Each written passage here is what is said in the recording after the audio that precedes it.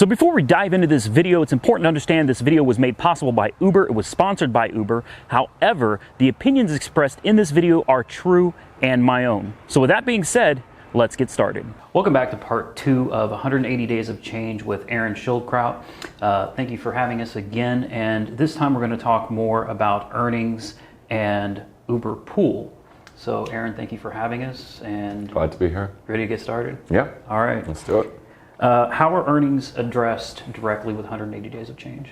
We've talked about this a little bit before. I think when we set out to do 180 Days of Change, our goal was to ship game-changing products that drivers had explicitly told us they cared about, or they had said, hey, this is a real problem, can you fix this? And again, earnings was the most important thing. Absolutely. And so we tried in 2 of the chapters very explicitly and throughout to just solve various parts of the earnings challenge. So when you really talk to drivers about earnings, the first thing they say is raise the rates.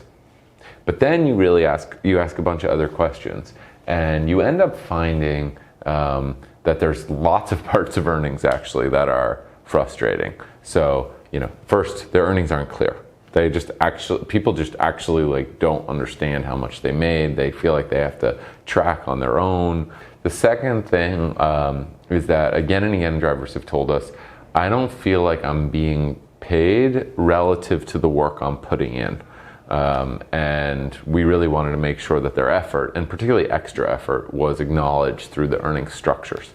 The third thing is that there were a bunch of specific cases where drivers felt like, wow, that was like an unlucky situation. I drove 17 minutes to pick somebody up at sort of the city outskirts and, expecting a kind of long trip. And then right before I got there, I got canceled on. And so these 3 big areas, clarity, getting paid for your actual effort, and eliminating specific painful experiences have been the areas in which we've tried to really improve the earnings experience. And so chapter 1 was totally focused on earnings. The second, third, and fourth chapters weren't about earnings explicitly. They were about support, flexibility, and pool, but all of them had earnings components. Like getting paid for returning lost items. Seems small. There's actually an enormous number of these cases every single week around the world, and certainly in the US. That was like an interesting pain point that it was very clear how to solve it, and we're actually working on an even better solution right now. Pool, probably the biggest complaint with pool is the sense of like, I'm doing extra work picking up this extra passenger and I'm not getting paid for that. So we added what has ended up being a very significant earnings improvement, just a blatant increase in earnings through the pickup fee. And there are a couple other examples like that. And then in chapter 5, the most recent one, the whole thing was again focused on earnings. So we had 4 key aspects to that chapter. We did the most innovative, I think, was pay for ETA. So this is the case where you get a dispatch for a trip that is way out there, and so that your ETA is going to be quite long. And we see, like very obviously, a much lower acceptance rate on those kinds of trips than trips that are 1 second away, for obvious reasons. And so what we wanted to do was say, hey, if you're going for a long distance, after a certain point, we're going to actually start paying you as though you're on trip for those trips, and that's a real innovation. That's probably one of my favorite features.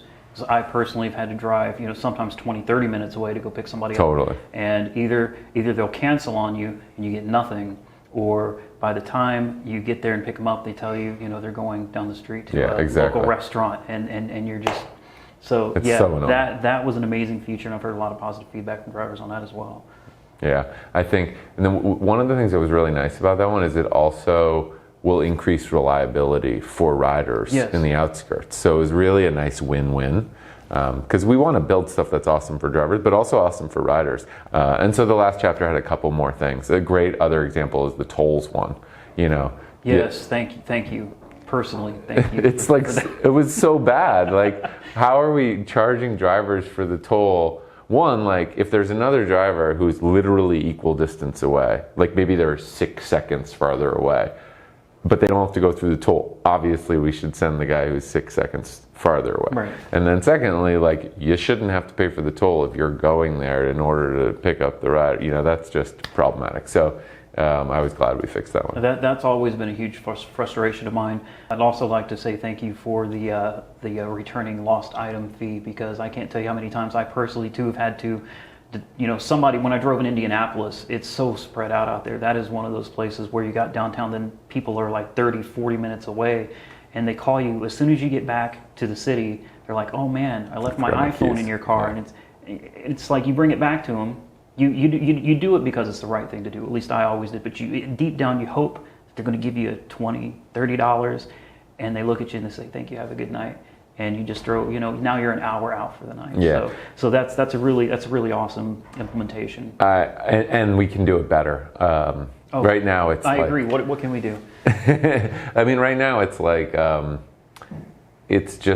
it's not a very seamless experience. It should all be in the application where the rider says, hey, I want this. They agree to the fee. The fee should be, honestly, in my opinion, based on how far you have to drive and like how disruptive it is.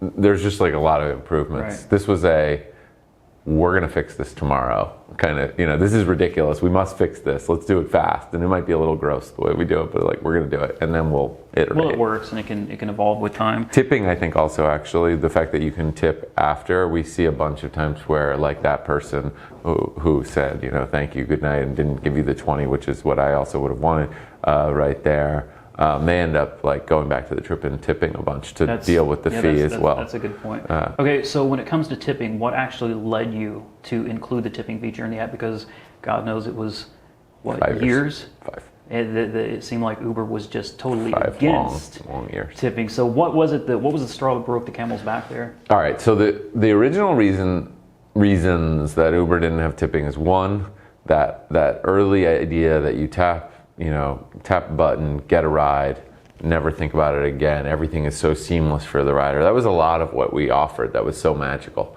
And so tipping felt like it was this extra thing at the end that violated that kind of magic.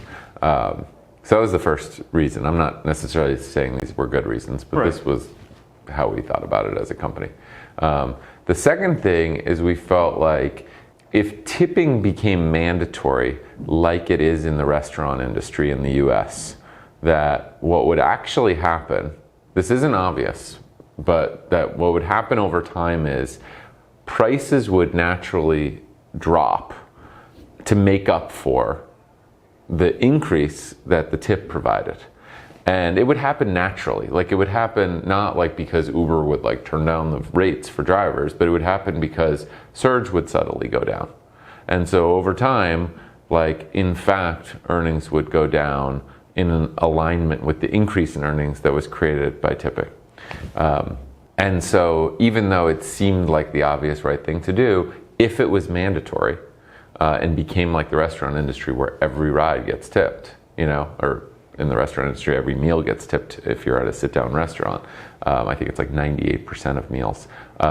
Then we worried that actually it wouldn't really help drivers, even though it seemed like it would. It's an immediate fix, but long-term, not so much. Yeah. Do you still feel that way today? No. So what we ended up doing was a ton of research about this to figure out, one, like, was that true? Those two things that I just said. And two, how could we address them if they were? And so it turns out both of them are true, actually. So the first one is that there are a significant number of riders, not a ton, but a significant number who were against tipping. And I'm sure that's obvious to drivers. But interestingly, most riders are actually for tipping. So we did a massive amount of research and surveys and all that stuff to really understand like what do riders really feel. And obviously some of our competitors offer tipping. And so we just dug into this a lot. And the vast majority of riders were actually pro tipping, even though there are a small minority of riders who are against tipping. Yeah, I've met plenty of those. Yeah, but there are actually way more riders who are wanted tipping, which we didn't know. You know, I wouldn't have known like where that would have fallen. So we learned that. The second thing we did is that we designed a tipping experience, and there's a lot of room for improvement, honestly, but we designed a tipping experience that was very explicitly optional. This is about rewarding great service. It's about, rewarding drivers going above and beyond. It's about, rewarding just good driving. Yeah. This is an acknowledgement of a great driver, which can happen all the time, but it's not, hey, every single trip should be tipped. And by doing that, it meant that the tip wouldn't serve just the same as a price increase and end up getting eliminated subtly through decrease in surge or whatever. Instead, it meant like, no, drivers who are doing a great job, which is many drivers, are just going to get an extra reward for that great effort. And I actually think we can go further towards promoting tipping and making it more prominent and easier to use and so forth, and we're working on that. But that was the idea. And so once we understood that and set that up, and presented that internally to ourselves to debate the question, I think it became more obvious. And then the last thing is I think drivers just got more and more frustrated about the lack of tipping, rightly. And we listened and we said, all right, these are our most important partners. They're very clear about what they want. Let's really look into this. Let's do the research. And if we decide it's the right thing, let's do it. And then we did. Well, I can say as a passenger, I use Uber quite a bit because it's very efficient and just simple to use. I typically tip my driver. The majority of the time I tip drivers, and I think the tipping feature is really easy to use. At the end of the trip, boom, you can rate, you can leave X amount of dollars for a tip. Drivers have a lot of concern about rates. That's been an ongoing issue, pretty much since the beginning. Yeah. So what is Uber doing about the rates, and how do you feel about the rates currently? So very known, very understood. We're constantly looking at how to improve earnings. So the rates are one thing. The real issue is how much do you take home, right? Right. I would say, the true answer is we are constantly thinking about it. In many cities, not all, but in many cities, a large percentage of earnings are actually happening through incentives, which are very significant. So we've actually boosted earnings through large incentives Quest is over one time. Of them, right? Yeah, Quest is a very good example. All the time talking about how much money they make on Quest. Yeah, and different cities have different incentive structures, and there are lots of reasons for that. But so there are many people who are always and constantly thinking about how do we optimize driver earnings? What should rates be? What should incentives be? What are all the other things we can do about earnings to improve the overall earnings experience? I will say that we are always thinking about it. We know how much it matters, and we're doing everything we can to actually optimize and improve driver earnings. How is pool addressed directly by the 180 days of change? So we've done some stuff in 180 days of change, but we also have been doing stuff in an ongoing way. So one thing we did is we actually built, to give insider info here, we actually built a team. The entire purpose of the team is driver pool. So historically we had a team that was Uber Pool that did the whole Uber Pool thing. And we were obviously trying to get the feature to work, get it to grow. The idea of having more people in each car better utilized is obviously more efficient, and there are a lot of benefits to that. But over time we started to realize, drivers hate pool. Yes. And even more so, they hate pool for really good reasons. It's stressful, they don't get paid as much. There was a lot of reasons. Yeah. And so we built a team that was focused just on the driver's side of pool. And they've been making steady improvements for quite some time. And then we bundled a bunch of them into 180 days of change. So, things we did, starting from the most basic, we educated riders much more about pool. So you saw a ton of first-time riders who selected Uber Pool and had no idea that a second passenger was going to show up, and they were like, "Why are you stopping? Why aren't you going to my thing? What's the problem?" And they didn't even realize that they had to ask for pool, and they didn't know what pool was. So that was really obvious. That actually happened a lot. So educating riders, real basic stuff. Then we did a bunch of things to make the experience less stressful. So, how do we improve navigation? So pool, in New York as an example, drivers would get these routes. I'm laughing, but it's not funny at all, where they would take a left on 32nd and then a right on 7th and then a left on, and whatever the examples are, and do these crazy zigzag routes in order to get to like optimally based on our algorithms to their next spot. And the turns weren't like being fully counted in the how painful is this trip algorithm, basically. That's not exact science what I just said, but you get the idea. Yeah. And so we made a lot of changes to make pool routes much straighter, basically. We similarly made a bunch of improvements to pickups, so you don't get in a situation where you're driving down 6th Avenue and you pick up somebody on the right side of the street and your next passenger is literally on the opposite side of the street. And then the last thing was earnings. And so what we really found was that drivers do all this extra work, they pick up people along the way, and they're not compensated for that extra work at all. And so we added the pickup fee.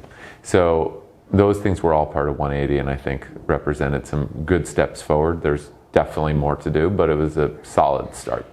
Well, I don't have pool in my market, so this is one of the subjects I can't really touch on very much. I just don't have any experience with it. But I have heard a lot of drivers, originally complaining about Uber Pool, but adding the Have you pickup taken a pool? Yes. Yeah, I have. In fact, I just did that yesterday. So, yeah, I personally, as a passenger, love Uber Pool because it's cheaper. Yeah, it's way It's cheaper. efficient.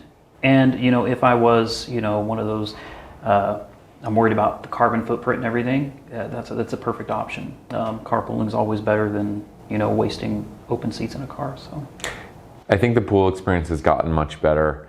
We still got a long way to go for riders too, by the way. Like, riders also have their frustrations, and we got a lot in store, but I think we've taken some good steps. Does 180 days address the way pool passengers are counted, like the number of passengers or luggage and things of that nature? Like when you bring your dog. Yeah, there you go. Like, your dog that's in your That's an little extra purse. passenger. No, it doesn't, and it's something we absolutely need to fix. So it's a good question. I think it's a great example of a case where unless you're driving, you don't realize how annoying this is. But as soon as you start driving, you're like, oh, wait a second. Like, I now have the equivalent of 6 human beings in my car that can hold 3. One of them happens to be this, funny dog that this person brought on. Another is their mega luggage. And like, I had no idea. Now I have to deal with this, and like, Uber's not there to help me. So yeah, we have to fix that. We haven't, and it's a great call out. All right, so thank you for watching part 2 of this series. Aaron, really appreciate you again for having me here and addressing us and really giving us some really good insight and a new way of looking at the way Uber works behind the scenes. I think this is going to be really beneficial for myself, and I'm sure for a lot of them out there that never thought about things from this perspective. So thank you very much. Really do appreciate it. Thanks for having me. It's awesome to be on the show. All right, so stay tuned for part 3, which will be coming up in the near future. Be sure to hit that subscribe button, and as always, like, comment, subscribe, stay safe out there, and Uber on. I'm not going to answer that right now because I don't know the exact details, and like, I know that the way it is right now is like not perfect. Okay, all right. But we definitely need to work on making it more seamless. Please use his referral code. Because 3ORKNX. Is that your referral code? Yeah, it's 3ORKNX. It's a horrible referral code. Yeah, why don't we get you an amazing it referral needs to code? be Uberman. That would be perfect. This is very easy.